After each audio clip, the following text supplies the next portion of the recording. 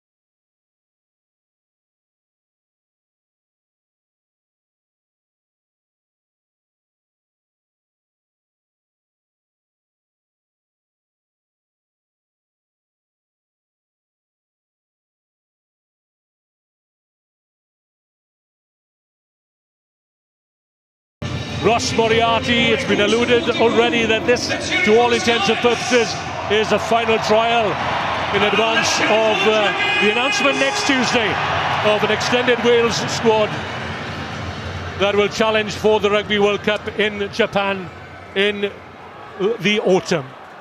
So Dan Jones then with the initial kick,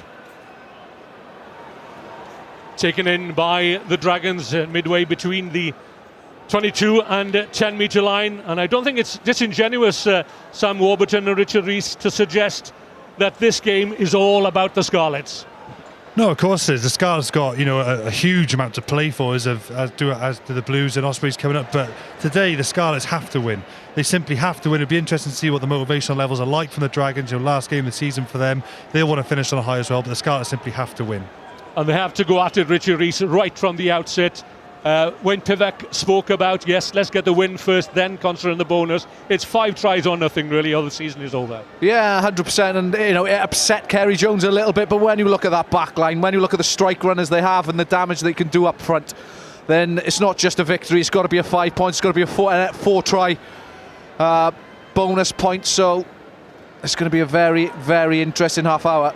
An early testing kick for Lee Halfpenny from scrum half Rodri Williams, an international scrum half in his own right, of course. Wyn Jones replaces Rob Evans at loose head and joins Ken Owens and fellow international prop forward Samson Lee. So that ball has been turned over by the Dragons, and Josh Lewis just sends it out wide. The advantage is there for Kirchner. So Ben Whitehouse will call them back. The early threat from the Dragons.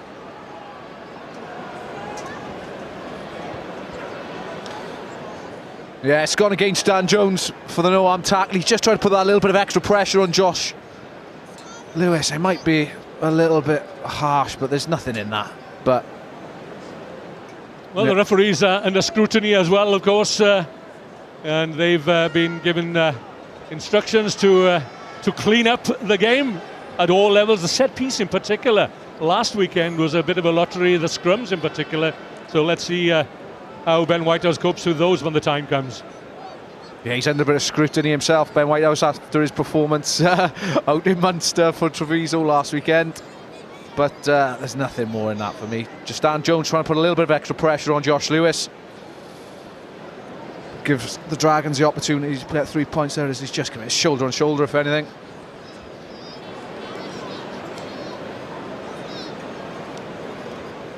So Josh Lewis with the opportunity with under 3 minutes on the clock to open the Dragons account.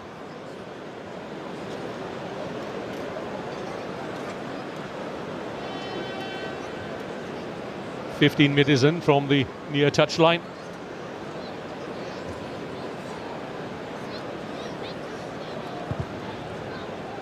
Sends it high and true between the posts.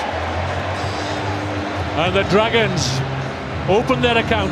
They lead the Scarlets by 3 points to 0.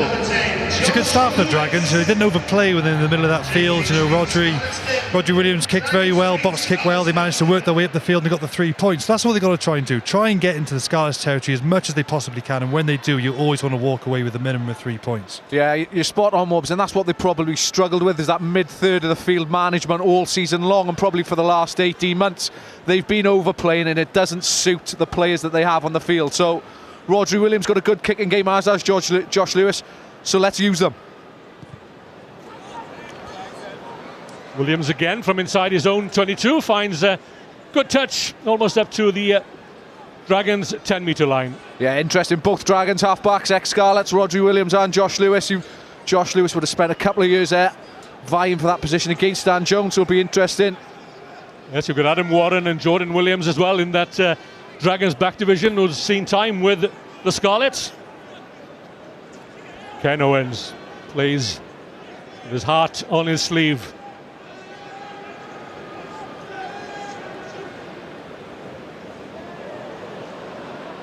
Wainwright got a hand to it, knocked forward. It's snapped up there by the Scarlets number 7, Josh McLeod. Parks finding his path blocked in midfield. Jones quickly into the hands of Nicholas. Kassim can't take it.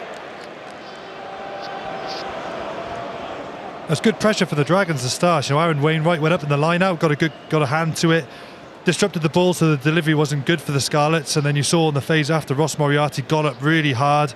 They've obviously put a big emphasis on the 6 players from that ruck to get up as fast as they can and put as much pressure on the Scarlets as possible. Put a good shot in, tried to go down the blind side, still had their defensive line intact and managed to get the turnover. So, you know, Richie mentioned it at the start of the game. It's good doing it for the first 5 minutes. Can they maintain that level of intensity in defence for the 80? That's the big question for the Dragons today. Yeah, the interesting thing is the Scarlets have had 3 unforced errors already, so they've turned the ball over straight away. Considering they won 42-0 against Zebra last week, there was an awful lot of error in that Scarlets game. Yes, when they click, they are an exceptional unit, but when just the accuracy drops off, it's going to be interesting to see how long the Dragons can stay in there for.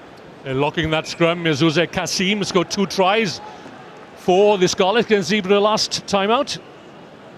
42 points to 0 on the other side of the coin. The Dragons lost 38-13 out in Bloemfontein against the Cheetahs.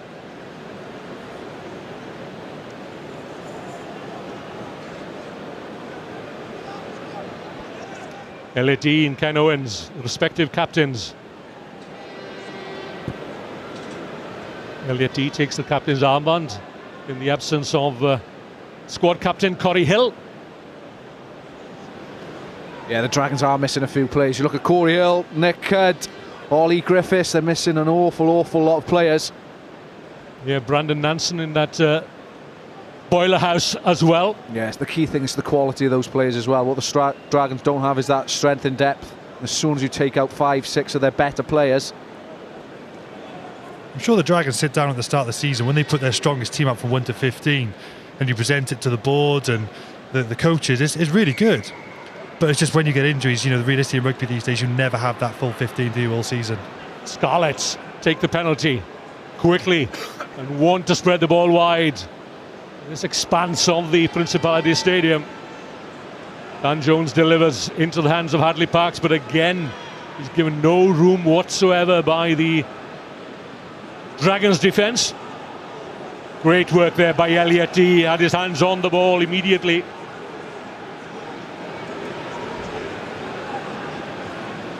Jones. Kassim. Make sure this time Jonathan Davis. Out it comes to Will Boyd. Jones again as Ken Owens comes. Boyd rather comes in on the angle. There is Ken Owens. rolling forward, deep into the Dragons' 22. It's there again. With Samson Lee who took it up. Quick ball, that's what Gareth Davis is looking for, and gets it. Yeah, it's nothing pretty at the moment from the Scarlets, but they're just getting gain line after gain line. It's going to increase the speed of ball, and at some point the Dragons are going to have to look for this turnover. Dragons not committing too many men at the breakdown. They know that the threat is out wide. Jonathan Davis takes the first tackle. Another 2 Dragons players commit themselves. Dragons defence looks to be well organised, 2-on-2. That's going to be a huge matchup this afternoon, that's for sure. Elliot Dee and Ken Owens, they know each other's play so well in the Wales squad, in the Wales camp, of course. 14, 15 phases of play now as the Scarlets look for their opening score. Davis has a quick look to the narrow side, to the open side it goes.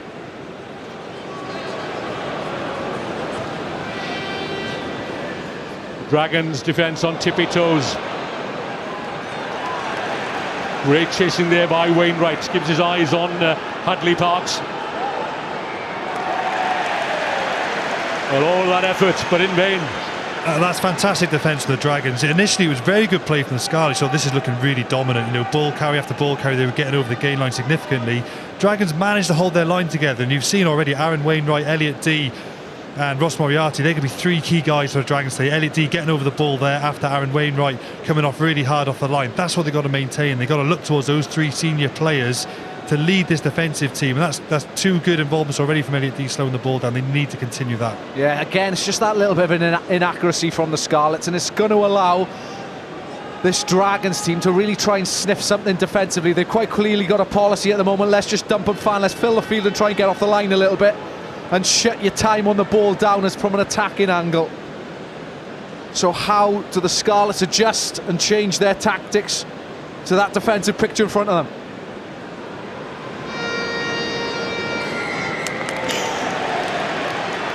This time it's the Scarlets scrum deemed to have taken the ball down, or the scrum down rather.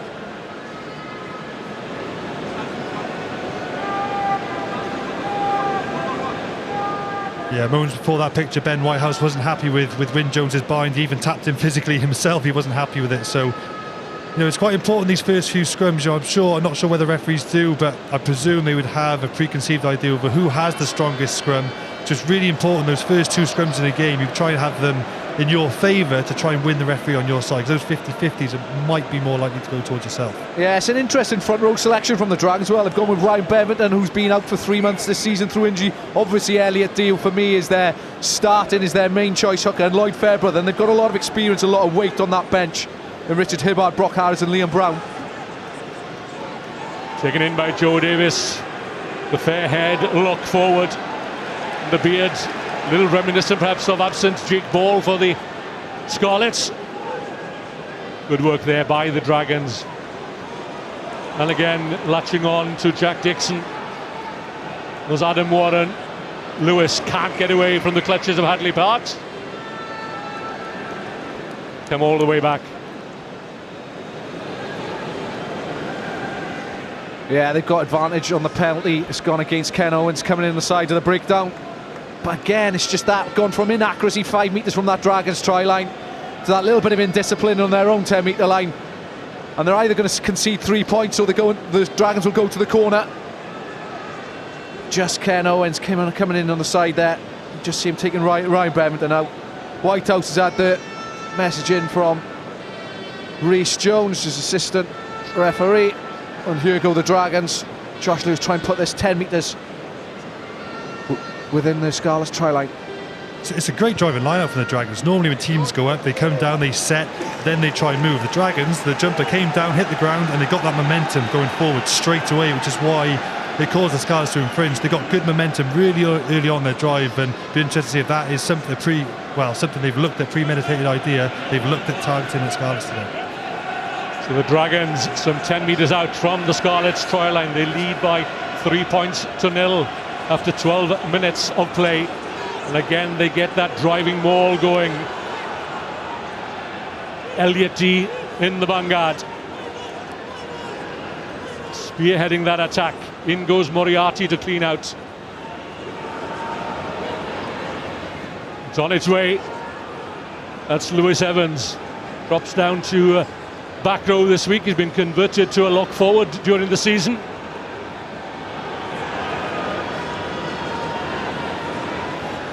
Dragons pressing forward, 5 metres out. Williams has a quick look himself, but leaves it for the forwards. And the Scarlets, backs against the wall here. Lloyd Fairbrother, ever present this season. The Cornish Barrel is what he calls himself. If you have a mind to follow him on Twitter. There's the Scarlets try line in the background. Fairbrother again, doing the donkey work. Out on the right here, on his own is Zane Kirchner. Ben Whitehouse's arm is out. It will be a full penalty for the Dragons unless they can get a little bit more. Something with a little more shine on it, perhaps. Still playing advantage. Now they'll come back. Yeah, it's gone again. Ken Snow in as well. Just had his hands in front of the back foot of that breakdown. And now the Dragons have just got to take the 3 points. Well, they're 15 minutes in. They've controlled this game. Good couple of phases of play, just doing what they had to do. Try and pull that little bit of indiscipline from the Scarlets. And again, it's from the skipper, it's from Ken Owens. Again, like we said, it's very good play though. There's the second time they've got into the 22, they've kept the ball. And you just want to stress the defensive team, just keep the ball and the penalty or a mistake will come. And the Dragons have managed to keep their discipline, keep their accuracy, and now they're walking away with another 3 points. They can keep doing that, keep getting in the Scarlets territory, keep getting in their 22 and come away with a 3-point penalty, ideally a try, but keep coming away with points every time you visit there. It's great for the morale of the Dragons team. It's great for them for this game moving forward. A simple 3-pointer then for Josh Lewis, and there's confirmation. The lights turn to green, and green for goal for the Dragons. They lead the Scarlets by 6 points to 0 here in the opening match of Judgement Day 7 at the Principality Stadium in Cardiff.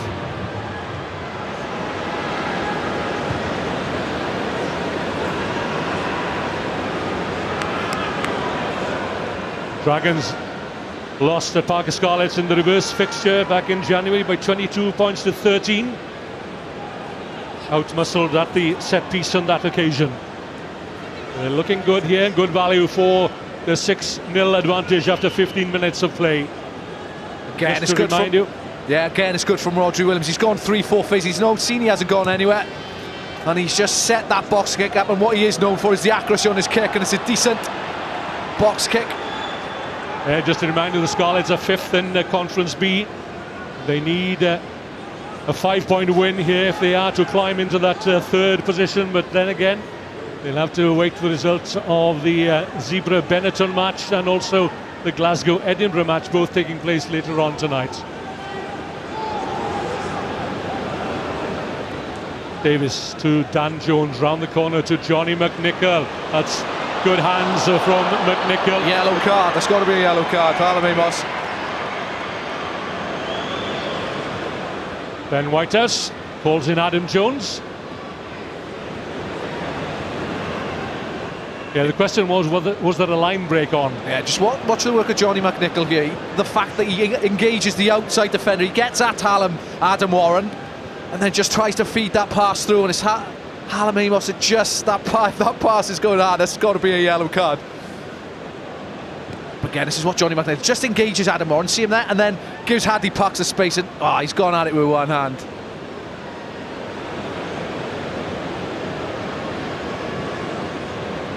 Yeah, you just can't do that now.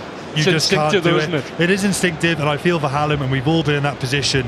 It's just natural to want to go for the ball. You don't always go for it instinctively with 2 hands, but the way the game has been officiated is going to be a minimum penalty, because it is that was it wouldn't be a try, but it looks like it's going to be a 20-30 yard break down that touchline. Ben Whitehouse is looking for his business card, and there it is. That's a shame, because the Dragons, like you just said, Richie, have been controlling the game so well.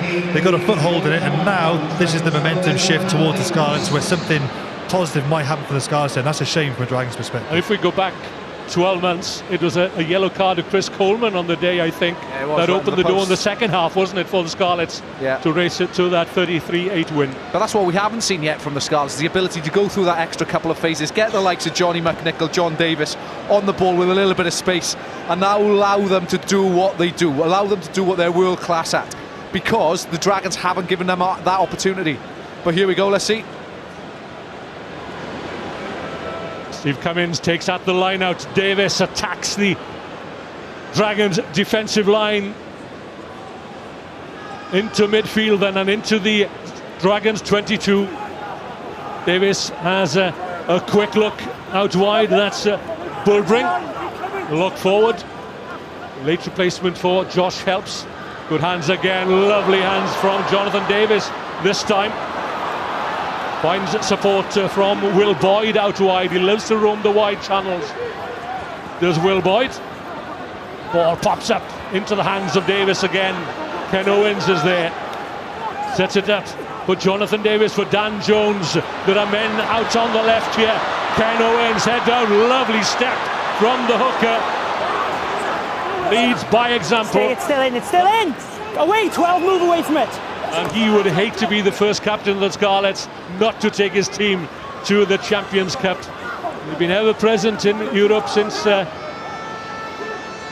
Scarlets were established back in 2003. This time it's Samson Lee. The Dragons' defence holds firm. Rodri Williams tackle. Back up on his feet. That's a great hit coming in from Ross Moriarty.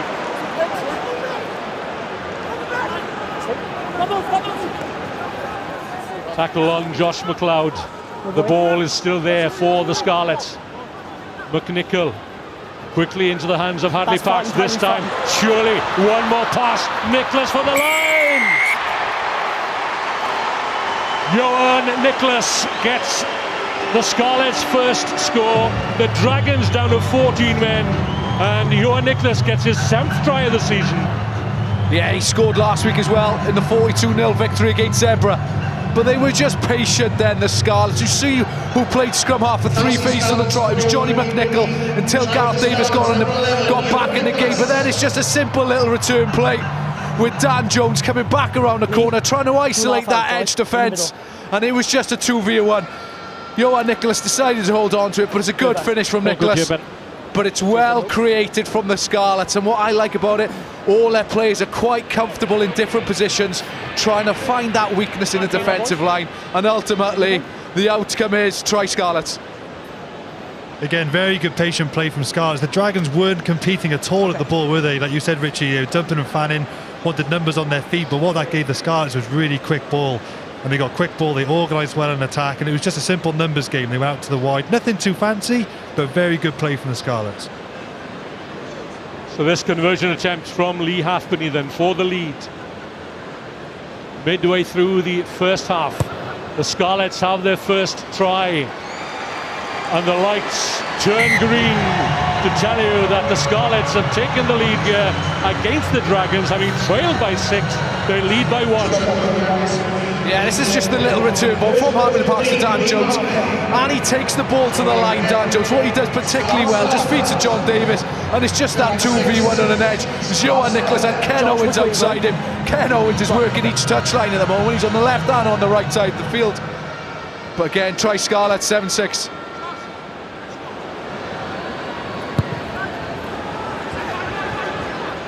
The Dragons kick long from the restart into the hands of the try scorer, Johan Nicholas. Leave it 2. Breakthrough player for the Scarlets this year on the left flank there. Scarlets looking to run it out from their own 22. McNichol, he can do some damage. So difficult to take down is Johnny McNichol. Out the way, one, come on. 181 carries coming into this game for Johnny McNichol. Yeah, he's got the most defenders beaten as well in the league.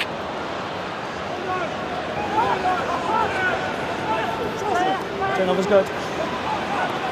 Now then, there are numbers over on the left as McLeod Hands on to McNichol. In goes Move Ken time. Owens just inside the Dragons half. The Scarlets full of running. There's plenty of space in this backfield for the No, Scarlets no to try five, and no five. expose the Dragons, because they're defending with quite a full defensive line. Wingers are high, and you're asking an awful lot of work of Jordan Williams to do in that backfield all by himself. Bulbring again, setting it up just inside the Dragons half. The Dragons defence holds firm for the moment. Wainwright up from the defensive line as Dan Jones puts the kick in. Jordan Williams. Well, the Scarlets have got their runners, but this guy is a devastating runner as well, Jordan Williams. We're in front of him. Yeah, it's gone against Joe Davis. Watch Joe Davis just tries edging the Scarlets defender out of the game. It's a cheap penalty to give away, really. They don't need to do it, the Dragons. Well, let's hear now then from the Scarlets manager, Sarah Davis. Sarah, good afternoon to you. After that nervous start, the Scarlets are where they need to be. Yeah, definitely. We always knew today was going to be an edgy affair. It's a derby like any other, so it's nice to be on the scoreboard now with 20 minutes gone. And to take advantage perhaps of the extra man now in the next, 7 or 8 minutes that Alan Amos is in the bin. Yeah, Hallam's in the bin, they're a winger down, so one-man advantage. Hopefully we get another score. So I reckon you'll be Zebra supporters after this match, and Glasgow as well. Potentially, yeah, this afternoon. It's a long wait, Sarah, isn't it? You won't know your fate really until about 9 o'clock this evening. No, we won't. So we're all just sat around waiting to see what happens in the next few weeks. Thank you, Sarah. Injury to Wyn Jones, just taping up the right thigh there. You can take a chance, but be very careful, okay? Alan Amos still in the bin, on his way, of course, to the Cardiff Arms Park next door, and still probably reflecting on that. Well, you would have said that it was an attempt at an interception, which never was really. Yeah, it's so difficult these days, though. You've got to give the benefit of doubt to the attacking team, and he's just gone at it with one, and he's trying to stop the pass, but ultimately he stopped the line break and he stopped the potential of a try. So, yes, it's frustrating. Yes, it's not the greatest offence in the world, but it's 10 minutes in the sin bin. So Wyn Jones back on his feet for this line out. A rare day out for the Welsh management, and it'll be D-Day, of course, on Tuesday when they announce their extended squad to prepare for the Rugby World Cup in Japan in the autumn. And everyone drinking soft drinks, I notice. Around the corner comes Josh McLeod. Advantage. And again, coughing up possession. Breakdown in communication. Allows the Dragons to clear from inside their own 22. Yeah, a bit of a lifeline for the Dragons there. You know, they doubled up on errors, they gave away a penalty to give the Scarlets another attacking opportunity, but ball went to ground just when Josh McLeod didn't search for the right guy, and Dragons got away with that then. Cleared their lines slightly. I think that was pre-planned. Yeah, cleared the lines with the hooker mind. It'd be so frustrating, though, from a Scarlets point of view. They were in a couple of similar plays last weekend against everywhere, whether that be breakout or back peel effectively plays, and you practice them, you know, for at least 15-20 minutes during the week, and just to drop off the accuracy in that area of the field, so frustrating. Oh, it's a great line out from the Scarlets, and sending the ball quickly into midfield. A high tackle against the Dragons will be penalised, but when Whitehouse is still waiting for advantage. Jones round the corner to Parks, to Davis, to McNichol. This time there's Kassim floating out wide in the wider channels. Yeah, it's a penalty offence going against Josh Lewis. It's gone against Ross Moriarty, for the high tackle.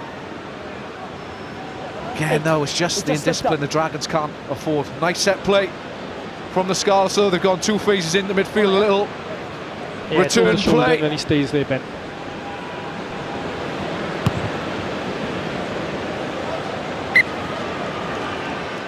Ross Moriarty, with much speculation, well, it's smoke and mirrors. We don't really know what the future holds for Ross Moriarty, but according to Kerry Jones, he's staying at Rodney Parade. Talk of him moving to the Ospreys. If they bring numbers late, then I'll deal with that, okay?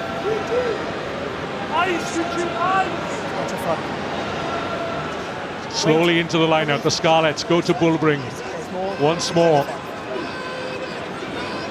That's Samson Lee and Ken One is always Owens. in their lead.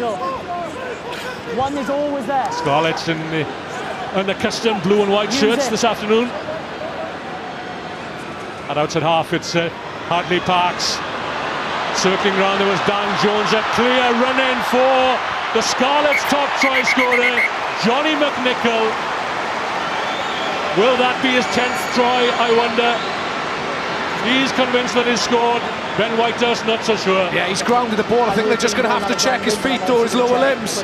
But watch the work of Johan Nicholas just sitting on the shoulder out the back of Dan Jones prior to this. I'm pretty happy with the grounding, but I obviously need to check foot and touch. Is very close. I think it's a try. I think his foot just comes up. Looking for any reason, looking at touch. It's a fantastic finish. That's such an underestimated skill, to be under pressure like that and to be able to have, whether he's got the awareness or not, whether it's by fluke, but to be able to pick your foot up, use one hand for the ball placement. That's a fantastic bit of individual skill if he does manage to get that ball on the line.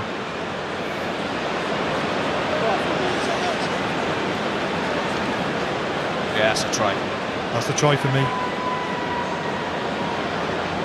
Well, it's like the X Factor here, isn't it? It's a try for me as well. It's a yes for me.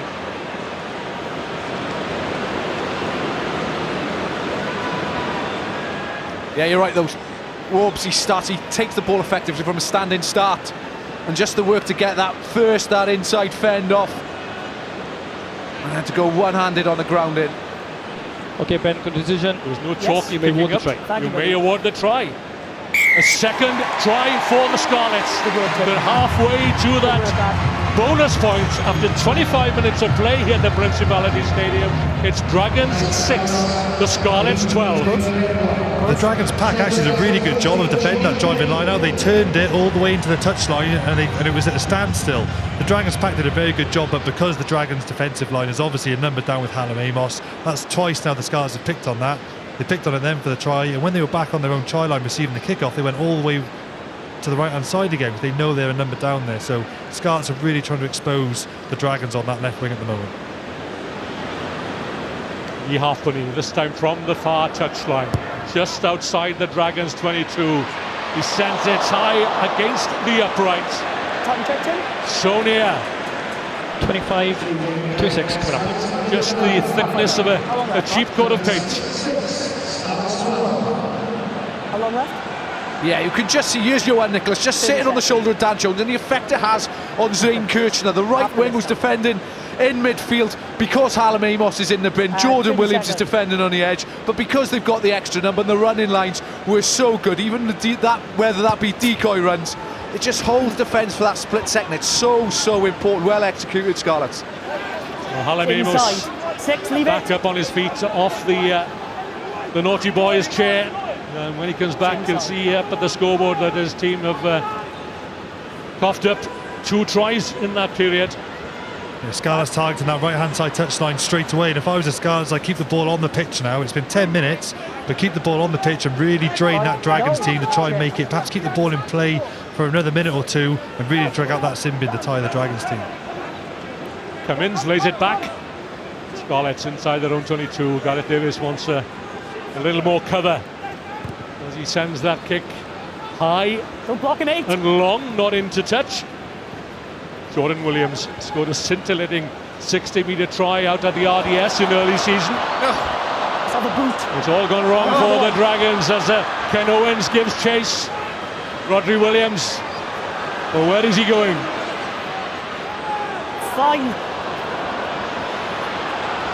Warren, oh, lovely pass back inside to Wainwright on his own. Great tackle, Will Boyd. Fairbrother takes the bouncing ball. They just need to get back into control of this now, the Dragons. There you go. Put the ball Take it in back. touch and let's get back to 15 men. Yeah, and it was carried back as well, so it's Carried just back error inside. after error at the moment from the Dragons. They don't need to force anything. At the moment, they're trying to chase it. Jordan Williams decided to run that back. He's up against one of the best defenders there is in the business in Jonathan Davis. Turnover after turnover, and you would just... The Scarlets are thriving off this. TMO will always check it. I'm happy with that. Lloyd, just take a little step off there and bring the line with... Good man. So the ball carried back into the 22. Aaron, take a step off. Against the line out. That's good. Deep in Dragons territory. Kassim at the back. Good angle again from Will Boyd, almost breaks through. And the Scarlets are there in numbers. John Davis comes in. Hadley Parks hands out, waits for the pass. In goes Lee Halfpenny. Yeah, just look at the breakdowns again though from the Dragons. They are not committing anybody. They've got to try and get someone over that ball. Kassim spins out of the first tackle. The Dragons well organised on either side of that ruck as Wyn Jones just shows the ball for a split second. Good, excellent work, Ron. Gareth Davis looks to the narrow side, but all the Scarlets players now on the open side as Ken Owens goes to ground. Parks, well tackled, well held up. Halfpenny up from fullback. The Scarlets need to retain possession. They're a man down at the moment. Scarlets player down some 8 meters from the Dragons try line on the far side of the field. John Davis, aided and abetted by Halfpenny. Davis! Gareth Davis, it's a typical Gareth Davis score. He's done it for Wales a few times, and he's done it for the Scarlets. It's exactly the point that Richie spoke about pre-match. The defence is too poor. That's too easy. That try is way too easy. There are forwards in the Dragons forward pack who are coming off really hard trying to defend, but you're just not set up there. When you have a ruck, you need 2 players either side of the ruck that have to be the first players in any defensive line to be set up. Your first job is to defend 9. Dragons simply didn't do that then. They didn't have 2 players either side of that ruck to defend 9, and it was an easy try for Gareth Davis. For me, you just go back to cause, and it's all come back from that Jordan Williams decision to try and carry back from just outside his own 22. I think it's such an important area of the field. If you don't manage the mid-third of the field, it wins and loses you games. So important. The momentum of this game has completely changed. It was 6-0 ahead, and now if Lee Halfpenny slots this, the Scarlets move to 19 points to 6. And you just can't then see a way back for the Dragons.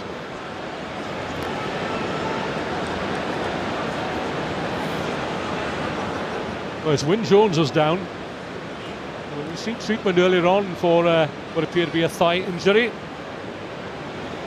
And he's an involuntary spectator as Lee Halfpenny sets up this kick just outside the Dragons 22 to take his team into a 13-point lead. The kick is unsuccessful, but the Scarlets have a firm grip on this match. They're within 1 try of a bonus point.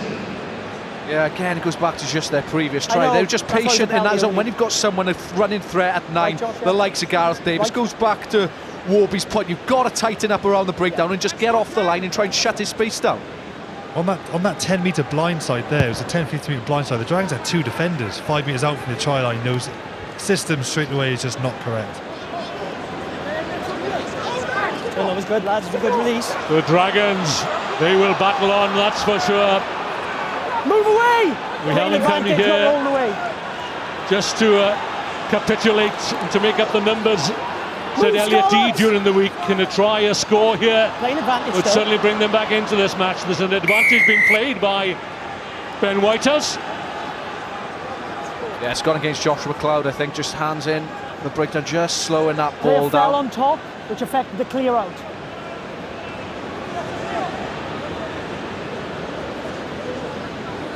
Interesting decision, Sam. What would you do? You look to take a 3 or?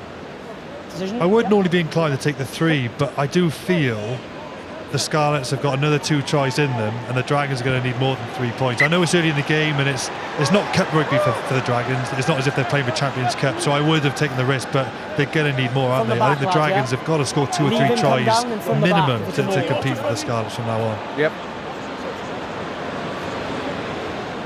8 minutes or so to half-time. The Dragons within sight of the Scarlets try line. The ball chipped forward at the line-out, and the Scarlets will take their time to clear this one. Use it! Gareth Davis waits. Right-footed over his left shoulder, safely into touch.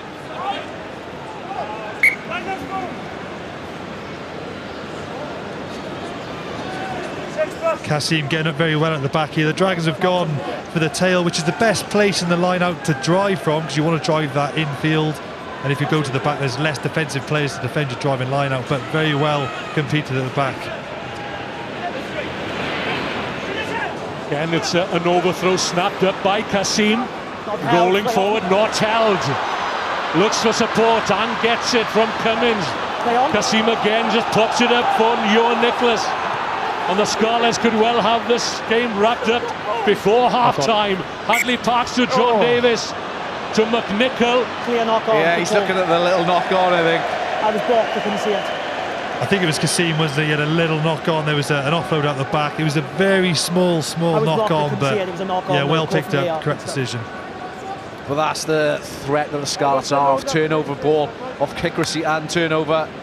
The Dragons cannot afford to lose two of their own lineouts on the trot. And look, when you've got athletes in the back row of the Scarlets and all over the field, really. He scored 2 tries last weekend. You cannot afford to give him cheap turnover ball. Well, the Scarlets are where they are. They're savaged by injuries during the season.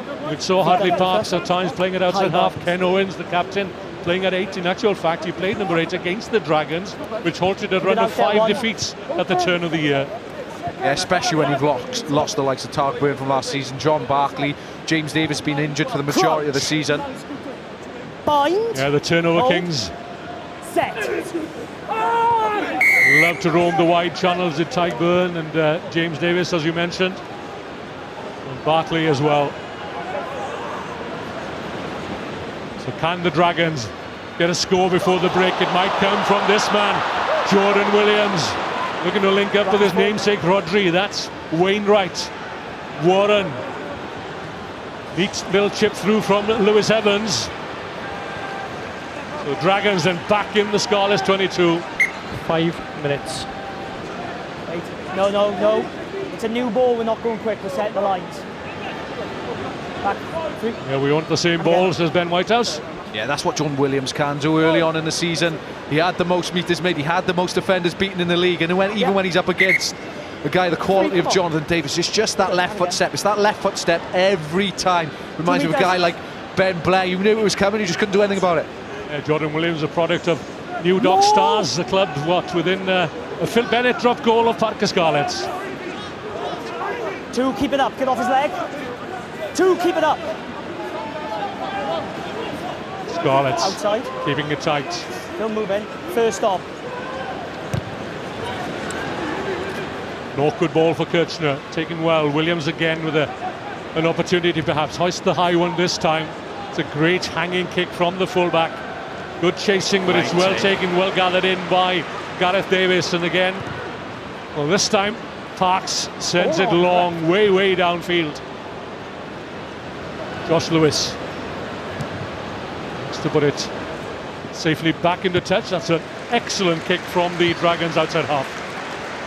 Yeah, good return from Josh Lewis. We haven't seen him in the game. We probably haven't mentioned him for the last 15 minutes because there's been no control and no real continuity in this Dragons attack, but I've got to give Gareth Davis some credit for that takedown. Under an awful lot of pressure from Jordan Williams. 5. But took the ball technically superb and distributed as soon as he landed to try and kick on that turnover ball.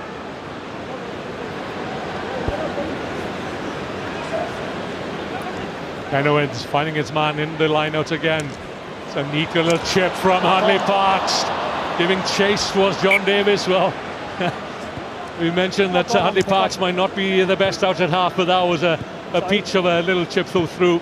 It just shows how the confidence of the Scarlets is growing. That's perhaps a move you might try in the final third of the pitch, but the Scarlets are trying that as an exit play from their line-out. So I think they've got that confidence back in their team. And if I was playing the Scarlets, this is the example now. Lovely chip from Hadley Parks there. Unfortunate for John Davis not to get it through, but I think you just feel the Scarlets are going to run another 2-3 tries, and their back line is growing in confidence every minute of this game. Yeah, such a difficult area of the field to defend from the Dragons. The Dragons have got Rodri Williams, your scrum half, in the channel. You've got Elliot D, your hooker off the tail, and because of the area in the field, your wingers have to hold a little bit of depth, so there's plenty of space just to be exposed just on that little kick. The execution was spot on, but Jonathan Davis unfortunately couldn't gather. It's clever because with Hadley Parks being first receiver in the exit part of the pitch, you think he's just going to carry it up. one hit and then they kick, but the fact they put him at number 10 and use him as a kicking option, very good bit of deception from the Scarlets. Yeah, it's interesting because the Scarlets, for the last 2.5 years, they've used a very similar start to plays, and they all involve a 9-12 set up to whether that be used to be a Scott Williams, a Jonathan Davis, or a Hadley Parks, and there's just various options off that, and I think that's definitely the best way to go from an attacking point of view. One simple play with 3 or 4 options off it, and then it's down to a decision from your key decision makers then. Which one am I picking? Crouch. Just over a minute remaining of this first half, which saw the Dragons go into a 6-0 lead before Alem-Amos was dispatched to the sin bin, and the Scarlets have scored 3 tries since then without response. So here goes Adam Warren, the man from West Wales, from the Llanelli area. A little bit of nonsense in midfield.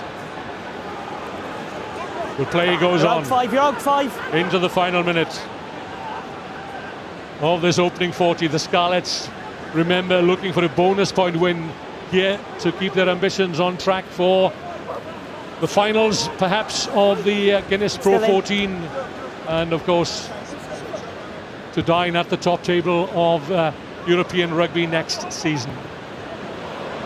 If that happens today, well, they could be up against, well, they will be up against either the winners of the Blues Ospreys clash coming up next. 10 seconds.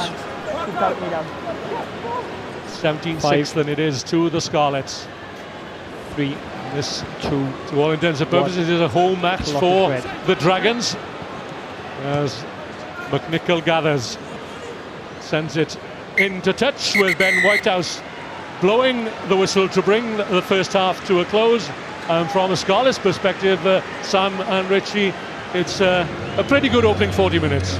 Yeah, they weathered that first 15 minutes where the Dragons came out. They looked pretty emotional, the way they were coming off the line, being really aggressive in defence. But the key moments, which I'm sure the guys have discussed now, was the sin bin from Alem-Amos. There we go then, it's 17-6 to the Scarlets against the Dragons at half-time.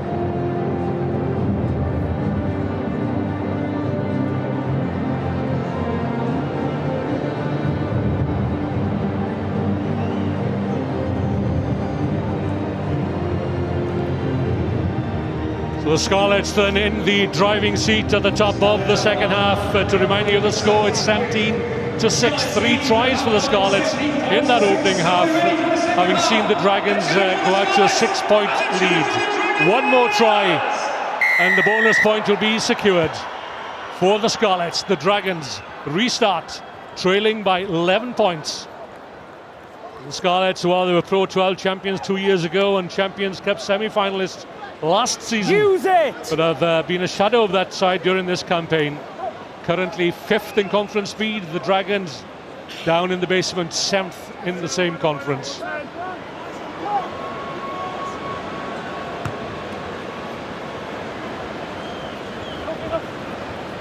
Jordan Williams sends it infield to Josh Lewis, taken by his opposite number, Dan Jones, snapped up by Elliot D. Oh, breakaway here from Rodri Williams on his own inside the Scarlets. 22, Ryan Bevington is there. That's fine, he was onside. The pass is impeded, and Kasim steadies the ship for the Scarlets. Yeah, that's just that lack of accuracy that the Dragons have had for probably the last 30 minutes of this game. It's what they need though. Get Hallam Amos, get Rodri Williams onto the ball. These guys are the X-Factor men. They can create something from nothing. This man on screen, Jordan Williams, is exactly that. Lightning quick feet. It's Jordan Williams. Again, the gap opens up. Lovely work here by the Dragons. The kick through from Ross Moriarty against the post. Back into his hands. Yeah, we need to check it. There's life yet in the Dragons. Well, that's fantastic to see. You just want to see them play. Yeah, we're gonna check it Richie all. just said, We're gonna Hallam check it all. Amos, Jordan Williams, get the ball in their hands, challenge the line, and you might get a line break. That's what they've got. And a little bit of luck there with Ross Moriarty, with the ball bounce off the pad, but you create your luck. Oh, we're going to have a check. Ben White's going to have a check of what's going on. But Yeah, I love the intention for the Yeah, Dragons. I think he's just ultimately then checking the for a ground knock-on. Yeah, no, How it far looks back? fine. Is it The further first back sight, than is the it? number 8 kick? No, I think it's off just what you just showed me there from there. Any other angles, please, Gareth? Well, the Dragon subs behind the post are happy. So you're going to have to go back to the kick. Has he regathered that one, Win? Yeah, That is the that's question. interesting. Back to the kick first. Yes, please.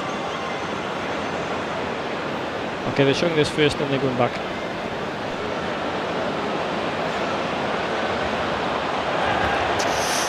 Over to you, TMO. If I had to say, what would you? I'd have to say yes. I think that's a try. For me, Tim, just to let you know, we give have it to the go back attacking the team. I first think, one. you know, This they one here? Yeah, that Yeah. one. So that's just a give kick, him the benefit yeah? of the Happy with doubt. that, yeah. Okay, so we're happy with That's that. fine. Yeah, I think that's Now, just fine, isn't bearing it? You in know, mind, he's he used needs his to foot there. That's no regather the problem. ball before grounding it because he's not in possession. He does get downward pressure and regains it. I think that's a try. Yeah, Ben Whitehouse, the referee, has just asked, did he regather possession before he grounded? This angle again. Hang on, lads. Let's go back. Well, Tim Hayes is our television match official. I think he wants another look at that one. No control of it. Slow it right down. Right, so that's the initial knock on. So the ball's in the air, there's no control. His left arm is coming now. He regains control as it makes contact with the ground. I mean, that is right on the line. correct. He couldn't get any Right, he's closer. lost control Yeah, so for me, initially.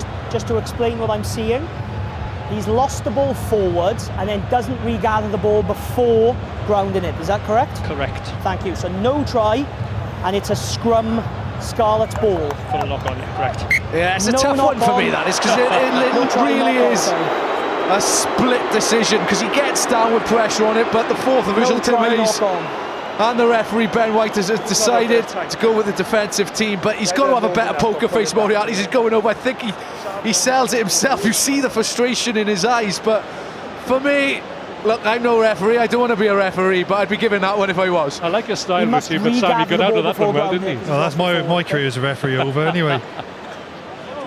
Mark's there. So no Lads, try. But much better from the Dragons. So Jordan Williams, Hallam Amos, get him on the ball then. That will and allow left. then the tighter contact work, the likes of Ross We're getting rid of this pre-engagement, Moriarty. okay, lads, so let's Get take a little them into step the off. game as often as possible.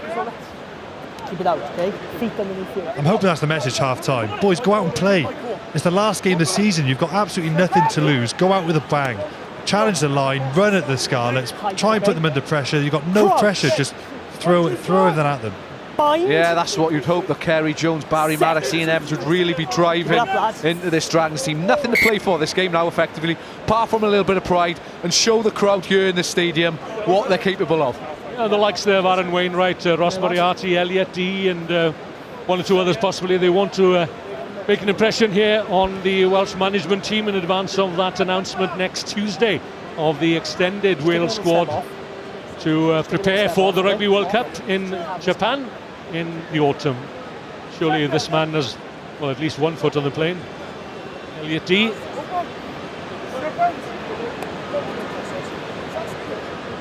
Crouch. So the Dragons denied a score at the top of the second half. And penalised again at the scrum for taking the scrum down is Lloyd Fairbrother. On the tight head. Yes, this near side, the one that Ben Whitehouse is looking directly at. It's gone against Lloyd Fairbrother again.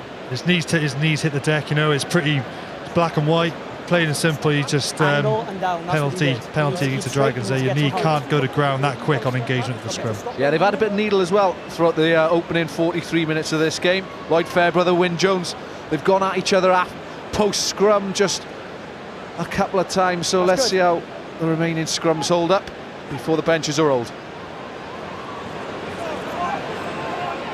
5. Scarlets on the back of that take by Dave Bulbring at the line-out. Send it back to Gareth Davis. It's a long kick downfield. Jordan Williams wants the high kick. Again, it's Gareth Davis safe as houses under the high ball. Release, Blacks, thank you. Yeah, he's just on the deck now, so they have to build to get him back in the game, but they've got numbers of the Scarlets wide. Kasim. Knock on. McLeod couldn't gather.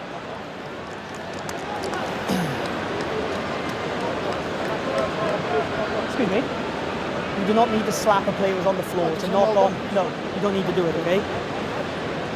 The proper pass, and McLeod was going into bridge at the same time. Same again. Overplaying a little bit from the Scarlets, no need to do that. Josh McLeod's going to go in, look after that ruck and probably just build the kick that Richie alluded to, that the Scarlets were looking to get Gareth Davis back on his feet, get the ball back in Dragons territory. Just overplaying a little bit in that middle third. We just need a little bit better game. Yeah, it's so difficult. And you come out from half time, it's 17-6 up. Everyone expects a fourth try and a resounding victory. But then how do you work your way towards that? You've got to come out first 10 minutes after half time, do exactly what you did that middle 20 of the first half. Really squeeze and put the pressure on this Dragons team, and that's when they will wilt a little.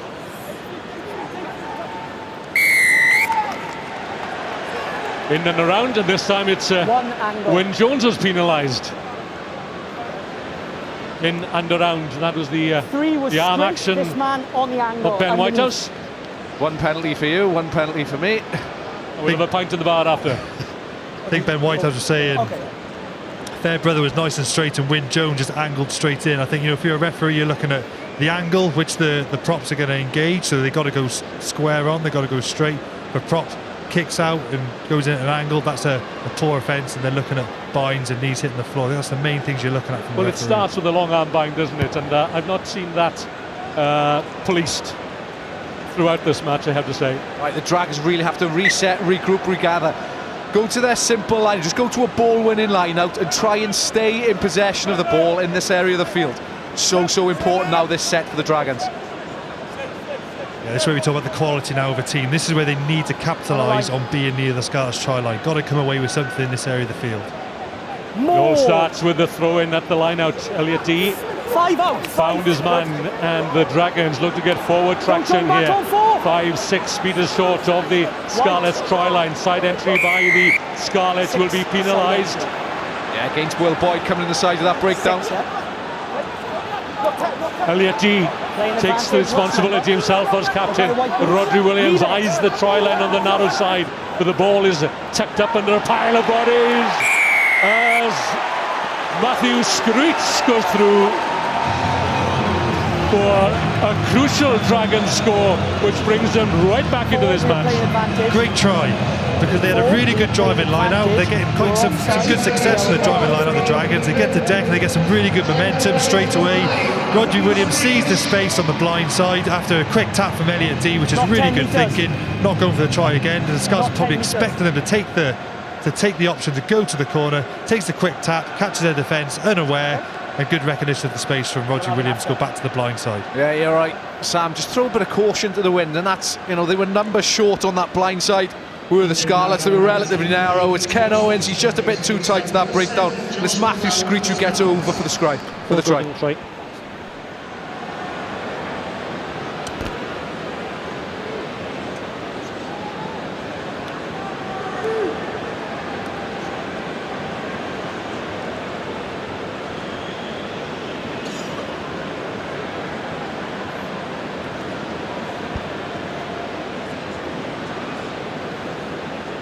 This kick from Josh Lewis, 6 metres in from touch, 2 metres outside the Scarlets 22, to narrow the score to 4 points. Watch for the lights. They go green eventually, and the Dragons are back in the hunt, and the Scarlets will have to look to themselves again. That's why coaches always say a half-time first score. Look how the game has changed. When you look at the scoreboard now, it's 13-17. Suddenly the Dragons boys running back into their own half, thinking we can take this. So important in this game, when you're sort of like around a 10-point margin, that the team training gets the first score because they're right back in it. If it goes the other way, suddenly 17 points adrift, and it's almost game over. Blade Thompson is on for the Scarlets, and he's been an injury victim for the greater part of the season as the man with the white headgear going in with the tackle. He was seen as a replacement for John Barkley, certainly, when he joined during last summer. Leg lift and over 90. It's great to see him back. He was fantastic in that first few rounds of Pro 14 for the Scarlets, wasn't he? Well, he seemed to be a shoe-in, didn't he, for John Barkley at the time. Can play second row as well. Yeah. We're looking for Leg lift by 3 white. Okay, so a tip tackle, yeah? Clear out. Okay, so Ben Whitehouse is looking at a clear out, a potentially tip tackle, I think, is what he heard in his shell-like ear. Yeah, I think it's against Samson Lee. Let's have a look. Yeah, the leg does go through the horizontal, and he just flips him onto his back. It's very... Another angle here for you. I guess I'll take this one. I know a thing about tip tackles or two, but you just can't lift that. Okay. You can't lift the leg up. You just can't lift the leg up above the horizontal, and we've all heard that rule 1,000 times since 2011. Okay. It's nothing more than if you're going to pick someone's leg up that high, so it's above their head, you're running the risk. Through the 90, and he's landed onto his back on top of other players. It's just a penalty for me. I'm happy with that. Yeah. Where was it? Just inside? Just a penalty for me as well, though. No red card, Sam. No red card. But Captain. Yeah, it was Tim Hayes, fourth official, that spotted it in the first instant, but there was absolutely pick a player and lift his legs no real impact on the fall. It's just a penalty. But yeah, you're right, Sam, you can't do it. Samson Lee knows that. Don't get me wrong, it's not dangerous, but you've just got to try and you've got to set the precedent and get that out of the game, haven't you? So I think it's the right call. It's good that they punish it with a penalty, and they're not going to potentially have a really controversial moment by a yellow card, but you just got to get those small instances out of the game. Yeah, it could still be a pivotal moment in this match, though. Had the Scarlets been down to 14 men, then who knows? But Samson Lee still on the field. Scarlets at 15. Again, we talked about it pre. The Dragons score this set now. How important they're back in the game. Is 17 points to 13. They haven't really played any rugby, the Dragons. So just keep hold of the ball, go multi-phase, get Moriarty, get Wainwright onto the ball to try and get a little bit of gain line first. There you go. So they bring Moriarty in on the pass in midfield. Elliot D to win and to gain another metre or two. Rodri Williams has a go himself, well scragged, albeit a little higher on the shoulder perhaps. On the word of Adam Jones, the referee's assistants on the near side. Ben Whitehouse waits for advantage, which hasn't accrued. Just slipped up. He's trying to keep the man off the ground, and it slipped up. Yeah, it's the running threat of Rodri Williams, obviously a small guy against a couple of tight forwards. And they tried to target both sides, trying to double hit these days to really slow up the speed of that ball. And here it is, as he challenged around the breakdown, he's gone between Cummins and Wyn Jones, and it's just awkward, there's nothing in it, it's frustrating, but it gives the Dragons the opportunity, and particularly Josh Lewis, to put 3 points on the board. He's gone between two bigger guys. People might be watching that and thinking that's not dangerous, but the thing is though, that can result in being a dangerous tackle, and what we're trying to do in rugby is lower the height of the tackle. So by doing that, in that situation, it's the right decision to give the penalty, because you're just not going to change behaviours with players unless you punish it with a penalty. But it can be dangerous for the attacker and the defenders when there's a 2-on-1. We've seen so many clash of heads, haven't we, in a 2-on-1 tackle? Yeah, the difficulty is a lot of defensive coaches say, look, target the ball first, try and slow that next phase of possession down, and as you do that, you're talking real marginal error. If you're probably an inch or two out, then you're going high as a penalty. 3 from 3 then for Josh Lewis, and to make it a 1-point game. It's not a bad effort from the Dragons outside half. Just drops to the right of the uprights. Stay 8. So a let-off now there for the Scarlets. 2 penalties in quick succession. Kassim on Moriarty. Lewis finds Lewis Evans. Taken down by Blade Thompson. Hallam Amos to Aaron Wainwright. Back to Amos. Amos is away. Back inside. Great score for the Dragons. And they're back in the lead. 13 minutes into the second half. What a score from the underdogs. Great work by Jack Dixon on the inside tracking line. It's nearly his first try in nearly 3 years. But watch the guys we name drop earlier. It's Aaron Wainwright, it's Ross Moriarty, it's Hallam Amos. These are your guys that create your one-on-ones and then ultimately get their hands free and beat defenders. There it is, Jack Dixon who makes the pass, goes to Hallam Amos, and it's just Aaron Wainwright, the ability to get his hands free in contact. Hallam Amos looking for that second touch. On the inside comes Jack Dixon, scores his first try in nearly 3 years, and the Dragons are in the lead. Oh, I love it. What a try. That was fantastic. I was for the game, it's the best thing for the game. What a fantastic try for the Dragons. And they come out this second half with a completely different mindset. They're playing rugby, they're trying to stress the Scarlets by going wide, they're back in their skill level, and they're a completely different side. Aaron Wainwright, I've got to say, that offload he had down the touchline, that is much harder than it looks, to be able to draw in the player and give an accurate pass from a back row player. That's great skill. But you compare, how many times have we really mentioned in the first half, there's Wainwright on the ball, there's Moriarty on the ball in attack? We didn't really. We've seen more in attack in the opening 14 minutes of the second half than we did in the opening 40 minutes of this game. Well, there may have been an air of inevitability about the outcome at the top of the second half, but the Dragons are back from the brink.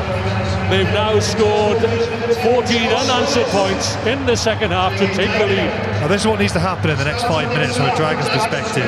You say now to yourself, no errors. You can't give away a penalty, you can't make a silly mistake which will give Scarlets territory. So the Dragons really need to exit cleanly now from their own 22 and get back into the Scarlets half.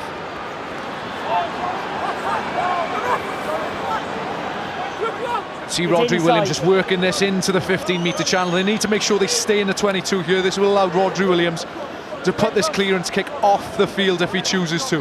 No.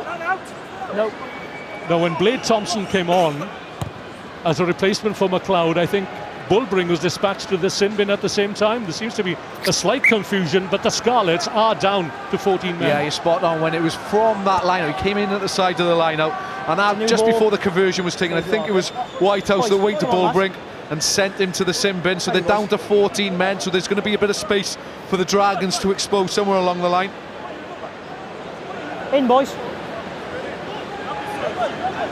You give late numbers. So the Scarlets scored 2 tries when the Dragons were down to 14 men, and they could be facing another try here. It's a runaway try for Josh Lewis. Well, what a turnaround. Watch the detail on this defensive line speed, and what doesn't help, we mentioned how positive it was from Dan Jones earlier, but watch how flat he's standing. He's standing so flat as he receives this ball. He tries to engage that defensive line, and he tries to throw the miss too. You simply cannot do it against a defensive line speed which is that quick. Josh Lewis has seen it coming from 38 metres away. He is absolutely spotted it, run half the length of the field. And the Dragons have turned this game on its head. Oh, now we've got a game. Crikey, we've got a game. It was. I'll be honest. The last 20 minutes of the first half, I thought Scarlets were going to run away with this with another 2 or 3 tries. But credit to the Dragons. I'd like to be in that half-time team talk. I think they've just gone there and said, "Listen, you've got to go for it. You've got nothing to lose," and that's exactly the change of mindset they've needed. And another opportunistic try, but well taken. Another 2 points then for the try scorer, and the Scarlets need 2 scores. 27-17. Reece Patchell is on for the Scarlets in place of Dan Jones. Now then, can he turn the tide and put behind him that nightmare game he had on the pitch next door a couple of weeks ago against the Cardiff Blues? Yeah, they're the little details, both in attack and defence, that can't really change game. That man on your screen, Josh Lewis, he knew it was coming. He's obviously coded up the Scarlets this week, and he said, "I'm just going to bring a lot of line speed. There's 2 forwards outside Dan Jones, and the ball is going to the outside carrier. So let's try and intercept that. Let's try and pluck it off before." And he did just that and got the 7 points. And now we have a game. The Dragons only win in their last 21 encounters with the Scarlets in the Guinness Pro 14 was 16-23 at Rodney Parade, and that was way back in September of 2013. Fantastic kick from Rodri Williams again. That's twice now the Scarlets, the Dragons have scored, and twice Rodri Williams has got them out of their 22 very, very well. Good play. Well, that score and this scoreline will not have done Kerry Jones's coaching credentials any harm at all. Yeah, and I think what I like about it is the selection to put the ball off the field. Whether that was chatted around at half-time, is so much easier to defend from structure rather than it is from unstructured, from broken play, from kick receipt or from turnover. So very well done, Rodri Williams. Gareth Davis. I'll leave it too. Check high tackle. Suspicion of a high tackle against the Wales and Scarlet scrum half. Joe Davis scragging the Scarlets player. Looking at a potentially high tackle, 2 high tackles in succession. Penalty here, lads, slipped up, high tackle. Will draw the attention of Ben Whitehouse. There's 2 high tackles on the trot. Actually, I think that's the 5th we've seen today. That's so both sides there, so quite clearly have got an emphasis of less target ball, less target chest.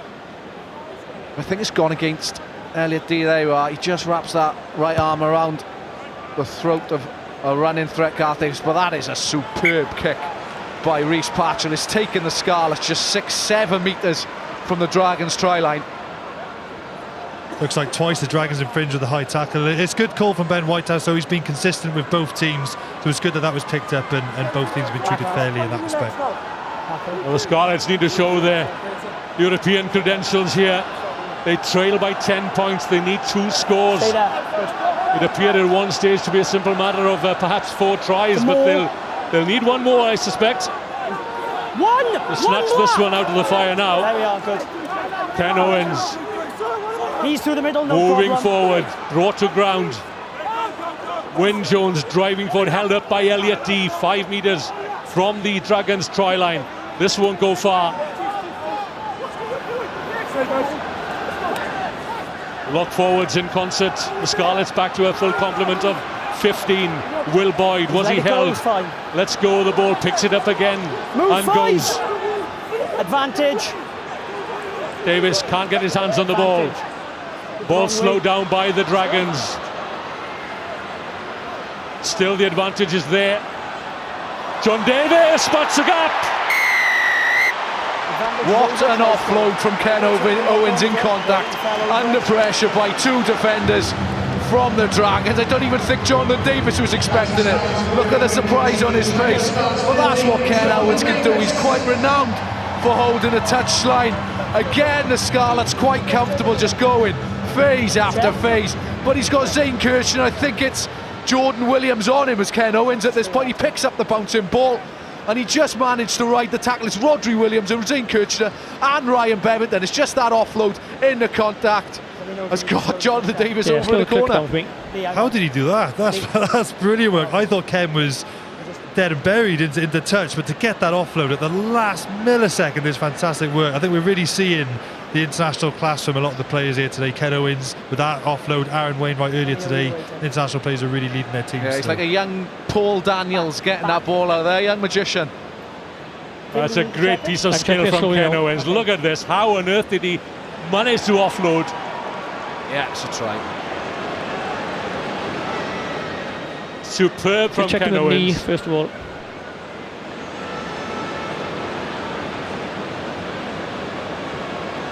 I think they're checking his right knee isn't hitting the touchline just before he gets the ball out, but it looks like he gets it out nice and clean. Sorry, I'm talking to Kenneth. I'm talking to Kenneth from one. Try is good. It's good, yeah. Yeah, try is good. Try is good. And deserves to be good. Into the final quarter. 27-22 with a conversion to come from the far touchline. I think that's the first time we've seen the Scarlets in that Dragons 22 in their second half. And you talk about coming away with points every time you get in there, that's key, but they've simply got to try and get in there that little bit more if they want to get victory in this game. Halfpenny steps up, rifles the conversion attempt towards the post. It's just short though, so the Scarlets still need another try, but this one is well worth looking at again. 1 and 3 off the Dragons, sorry. 1 and 3. Got time off, Ben, or we can... Yeah, time is off.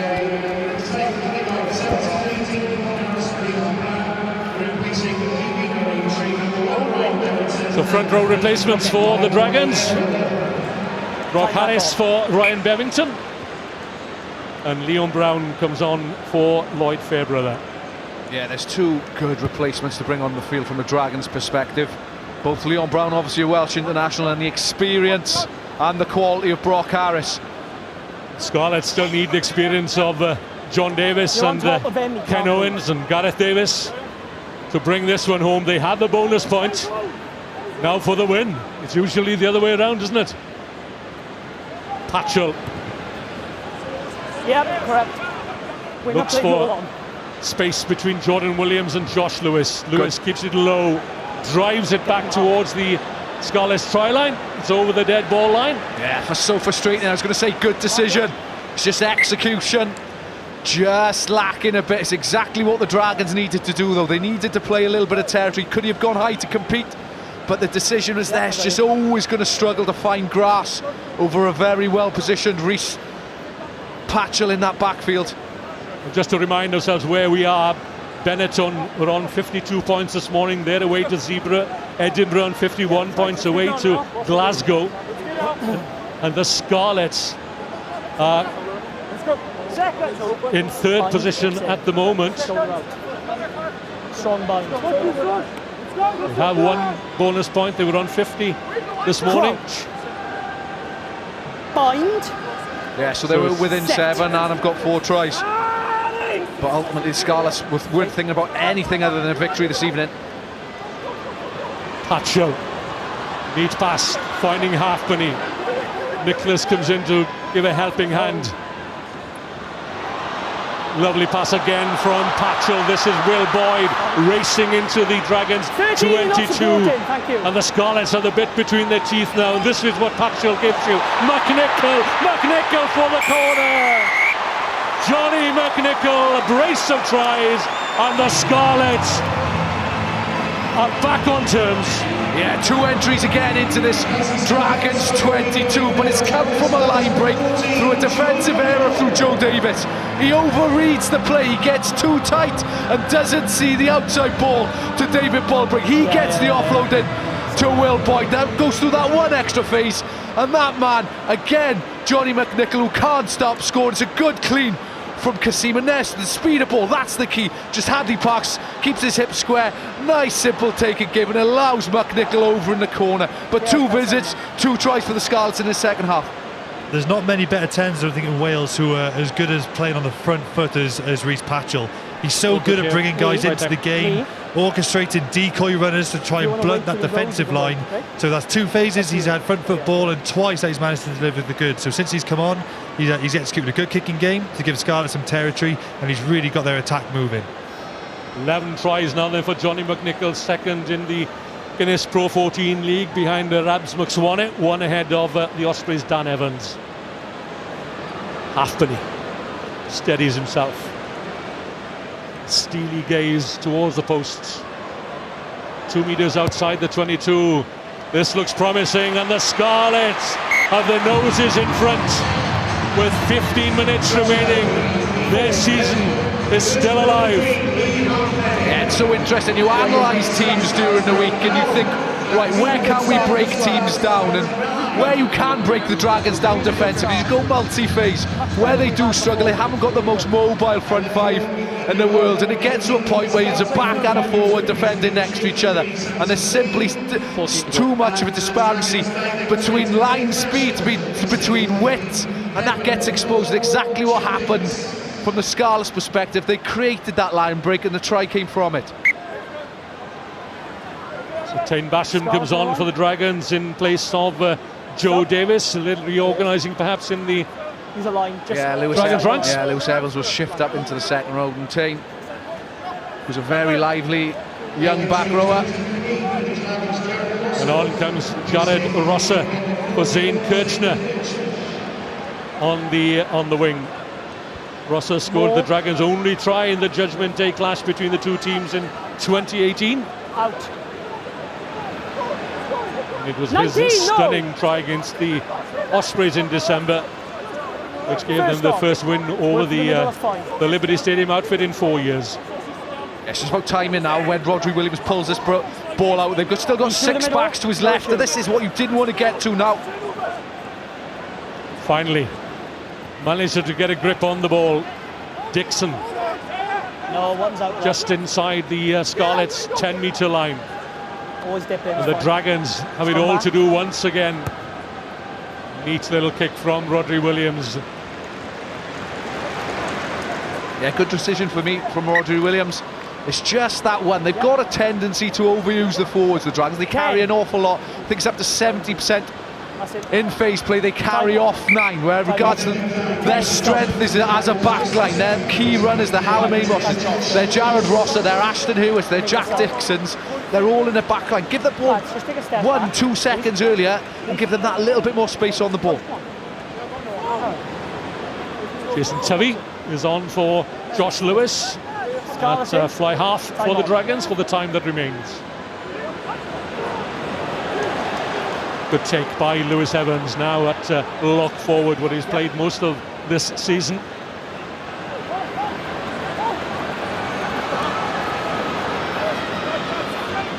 He's on the player, not the ball. Williams whips it out into the hands of Brock Harris. He's there again at the heels of his forwards. Jordan Williams asking questions of the Scarlets defence. And the Westphalians need to be on point here. You've knocked They've it on, won the penalty. it on the floor.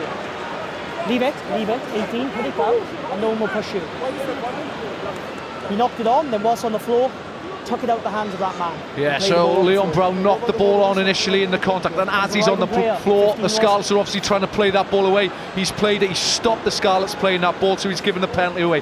But it's so frustrating from an attacking angle, offensively for the Dragons. Just need a little bit more composure on the ball. Everything at the moment is 100 miles an hour. Slow it down, get a little bit more composure, get the right people in the right places. Oh, here's another young man going places and desperate to create an impression on the Wales management. Fantastic athlete, Leon Brown. Massive amount of potential. Probably one of the best athletes we've had at tight end prop, so really looking forward to seeing how he progresses over the next few seasons. Off the top of the lineup from Kasim, Fonatia is on for the Scarlets. Another handful in midfield for the Dragons to contend with. Patchell, lovely work again, finding McNicholl, full of running. Leave it. Just watching now, I'm watching the organisation of Reece Patchell, getting forward runners off him. It's just throwing numbers at the line constantly. He's folding round, he's coordinating the back line again. Move. Very good organisation from Reece Patchell. He's certainly got all the attributes, hasn't he? Rhys Patchell, another one who suffered injury after injury this season. The Dragons may well have turned this one over. There, ball is there now. No, it's still there. Yeah, Scarlett switching off at the ruck there. Dragons saw an opportunity to counter-ruck and slow that ball down. Always got to remain switched on when you're in the attacking ruck. It's gone against Lewis Evans. He's just coming in the side up break. They didn't need to do it. The Scarlets aren't going anywhere. Have patience both in attack and defence. He's got to come in from your side. Patchell will look to pick his spot here, deep in the Dragons 22. Yeah, Richie said it. The Dragons were comfortable. They'd slowed the Scarlets' ball down. They dragged Rhys Patchell in to play half-back. You're in control, and now you've given the Scarlets an opportunity to go 40 yards down the pitch and have an attacking line out. And that clock's right, 70-13, yeah?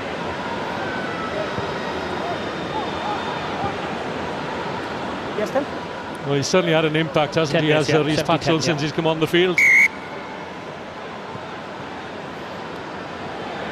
Yeah, and I'm sure he'll be bursting to get, a decent run, bit of game time at 10. Having been injured for a bit of the season and seen his #1 spot probably taken from Dan Jones, so it's good to see him back on the field. It's good to see him fit. Let's just get him on the ball. He's a massive running threat, so deceptive for a big guy.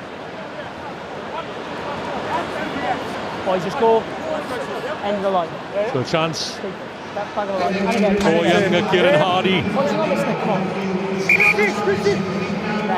Yeah, he scored 2 tries last weekend when he came on for Gareth Davis. Obviously Sam Hidalgo-Klein has left. He's gone up to Harlequins for the remainder of the season.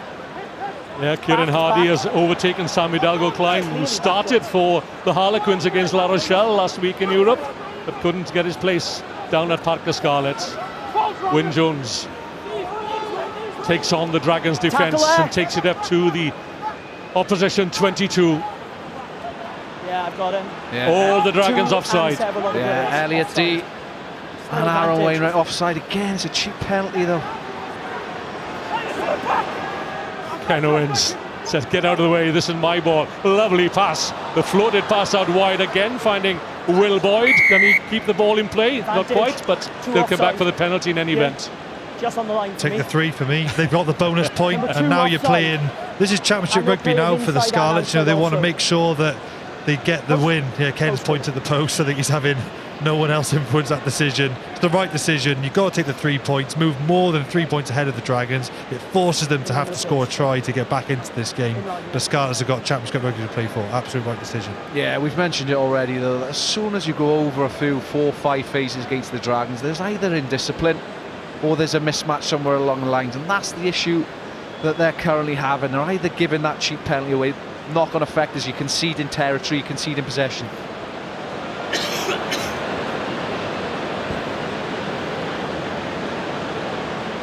So a deathly hush transcends the Principality Stadium as Lee Halfpenny eyes the post, probably his easiest kick of the day, just inside the Dragons 22.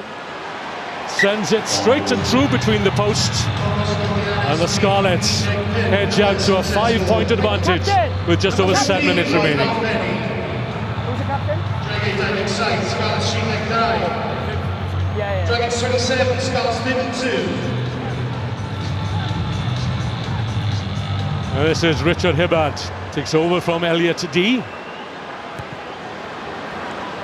For the time that remains.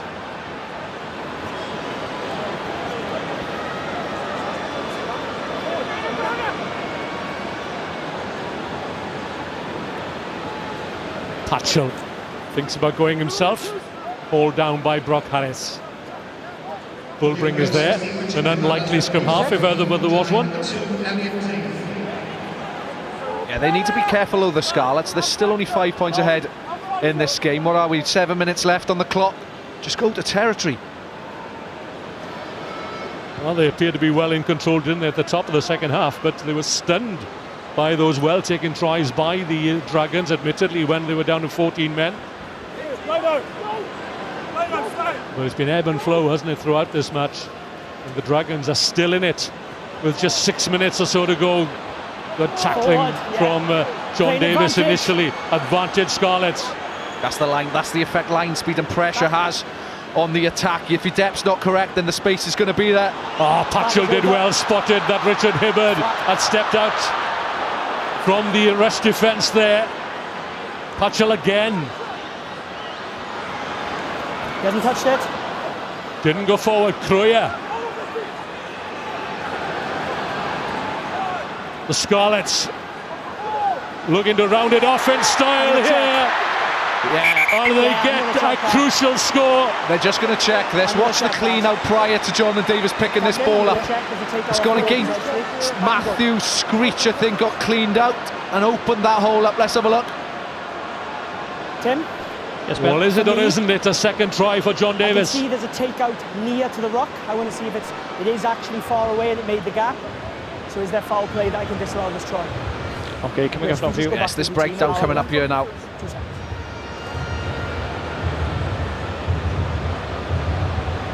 Probably not the best angle to see it at. Yeah. It looks like Kieran Fonatia tackles Matthew Screech, and I think the argument's going to be that Matthew Screech wasn't involved in that ruck. He wasn't in contact with a tackle player, so he's technically not involved in that ruck, and he's been taken out of it, so that is what they're looking at. Definitely taking it out. But There you go, you see Matthew Screech, whether number there's a 5, gap Kieran coming. Fonatia tackles him. Yeah, that's the gap. Matthew Yeah, Screech isn't yeah. involved in No that try. ruck, and I think that's going to be a try. disallowed try. Take out. The take out it is. Knock on. So it's too close to call yet, then John Davis denied a second score.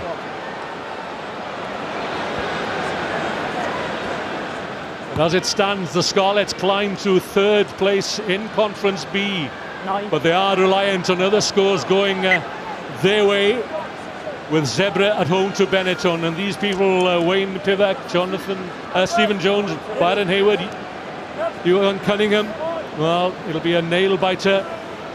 A nail-biting few hours for them before the picture unfolds. Yeah, the Dragons have gone to 5 men in the line. There's Team Basham standing in, and Moriarty's outside Tuvey.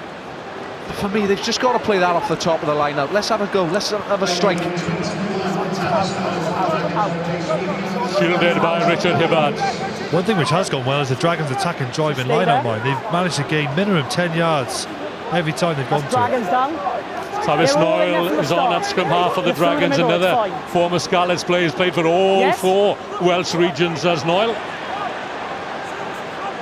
Digging deep here. Change of bind. Oh, it's getting a bit testy now, isn't it? Oh, that's difficult. Ben White has Two-side told entry. Ken Owens he was all right, he was fine to stay in there.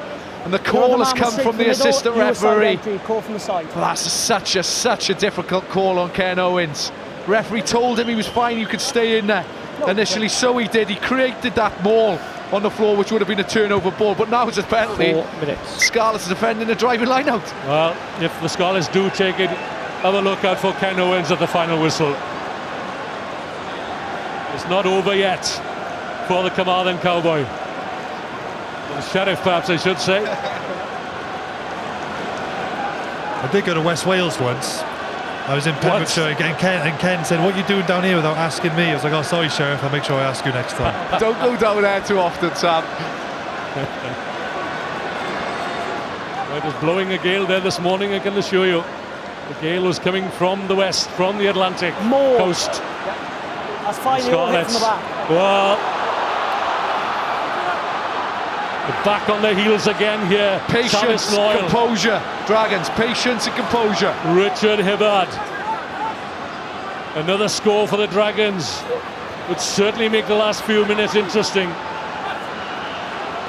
Moriarty waits, drives hard and low. Wainwright was there.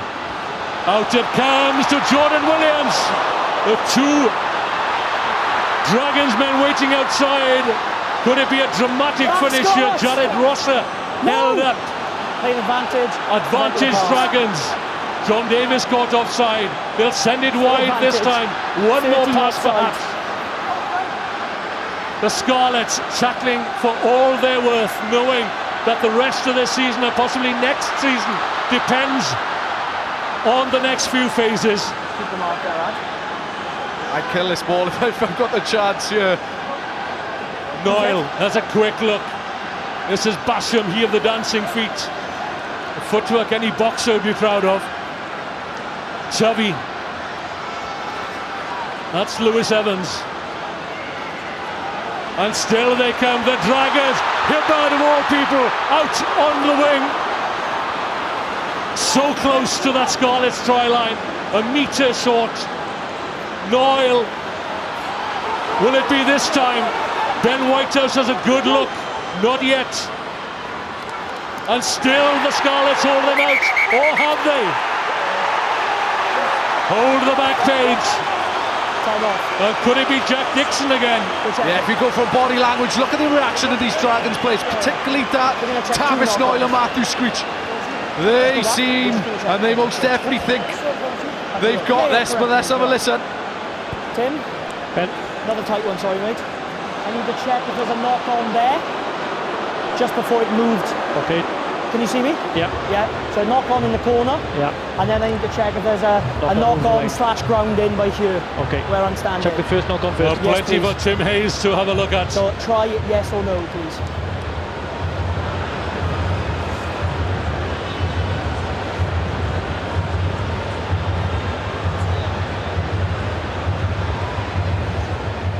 Yes, I am, yeah. If it's no try, it's advantage 13's offside. All Here the it comes. 50,000 people in the Principality Stadium and Ben Whitehouse looking up towards the big screen. And eye short. Cannot make that movement again now. Short there.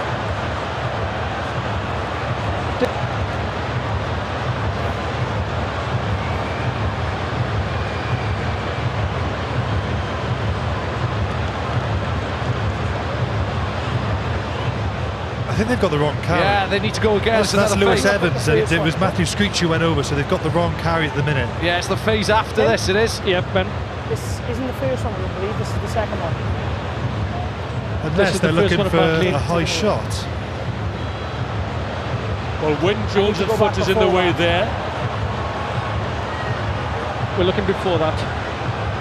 Richard Hibbard's effort before that, I think, is the...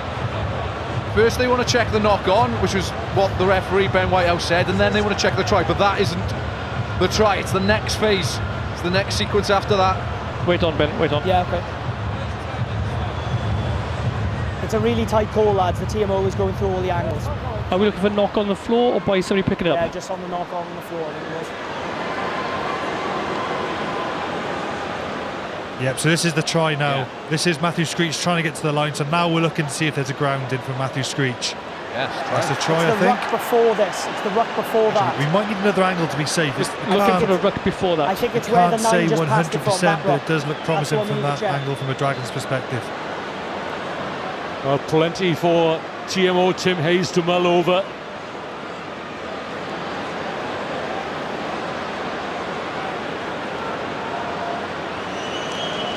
Go back to the original. Yeah, this one, yeah. Ruck. Okay, if this is the one. What do you see in that, Tim? There's no clear knock on there. You're saying there's No no knock on clear there, knock on? Not there, no. Okay, so move forward to the try. Move on to the try. There is no clear knock If I on was there. Dragons captain, I'd be asking for a bit of clarity over what they're looking for. I'm not sure if they're getting the replay runs mixed up, but you want to make sure that they're happy with the knock on and they need to check the ground in. I'd be trying to get into the referee's ear about that if I was Dragons captain. Yeah, you're right, Sam. He did say initially there was a knock on potentially right on the touchline. So, Tim, are the broadcasters getting you the angles? He's getting the other angle from the out, so we're going for the touchdown now angle. Lads, we're trying to get the angles from the broadcasters, that's why it's taking a while. Sorry. So Matthew Screech, hands on head. We're having one look at all the angles from the start. Okay. Let's just get this right, lads. So this was the first one.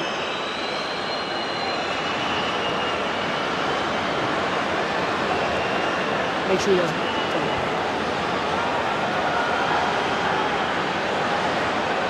Okay, so nothing there. So moving on from there to this effort from Matthew Screech. So those are the two angles. Now I need to look at behind the post, please, for that grounding.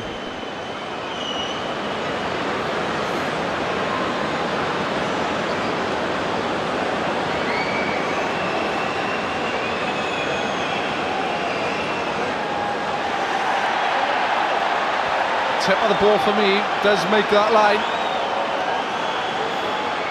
This is a different angle to before, so I think this is what we're investigating. We've got to look at the grounding of this. It's this very first moment, I think it touches the line. If it touches the line by a millimetre, it's a try. There, Ben. Are we happy? I can't see the line technically. You happy with it across the line? Yeah, so for me, there's no knock on. Okay, there's no knock on. The try is allowed, then we're back on even Stevens at 32 points all, with a conversion to come. And this could be a famous victory for the Dragons, who've made 6 previous visits to the Principality Stadium, all on Judgement days, and have lost them all. Okay, we go back 10 seconds. Absolutely no pressure on Jason Tubby here. He's got 90 seconds left on the clock. He's got the opportunity for the Dragons to win their first ever game at Judgement Day. He's just come on the field. He started the season at Cross Keys. Let's see how he goes. When do you want time on, please, Ben? Now, yeah, time is on. Time So is on, please. you have the envious 78, task, 32. gentlemen, of Minute and a half. choosing the man of the match. And that's after Jason Tubby has this effort to take the Dragons into the lead for the 3rd time in this match, and possibly send the Scarlets packing. It's turning, it's there! Fair play. Jason Tubby has sent the Dragon supporters into apoplexy. 34 to 32. It's a Scarlets restart, and they need to secure the restart. Yes, Jason Tubby's birthday tomorrow as well, so as long as they can get a victory, I'm sure he'll be happy with that. But fair play to him just on the field. But the Scarlets have won it back at the restart. Yeah, the Dragons have to be squeaky clean defensively. Stay on side, leave the breakdowns alone. If I was Dragons captain now, I'd just be screaming no penalties at all the players. Make sure you're on side. Don't do any infringements in the ruck area. Don't overchase. Just trust your defensive system. Push the Scarlets phase and trust that they'll make a mistake before you do. So Patchell to Johan Nicholas this time. Scored an early try for the Scarlets. And we're almost up to the 80 minutes at the end of this dramatic first leg of the Judgement Day 7 at the Principality Stadium. Lee Halfpenny slips, takes the tackle from Tane Basham. The clock turns to red. The Scarlets, well, they thought they were home and dry a couple of minutes ago, and John Davis denied a second score, which would have seen the Scarlets climb to 3rd place in Conference B and keep their season alive. Fonatia thinks about having a go himself. Yeah, they need to ensure they keep bringing line speed now, but you've got to stay on side. They've got to keep pressurising the Scarlets' attack. Patchell pops it up for Wyn Jones. Croyer. Good stuff here from the Scarlets. Leave it! Leave it! Leaping forward. Nicholas to John Davis into the 22. Kassim is there. Nicholas is there. The Scarlets are still there.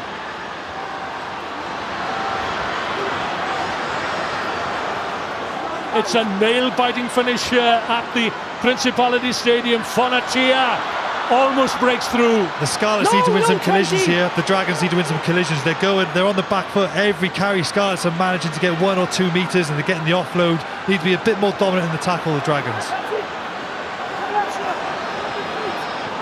On the Dragons 22, arms out, ready to receive the ball was Johnny McNichol.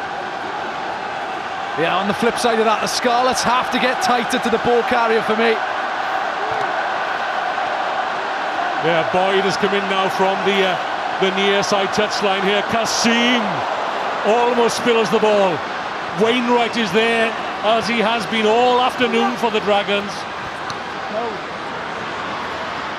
Ken Owens, 2 minutes over the 80 at the end of this match. That's tackle made, it's fine. Is the Scarlet season over? Or will they breathe again?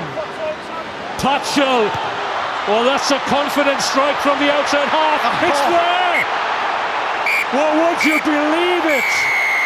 Reece Patchell.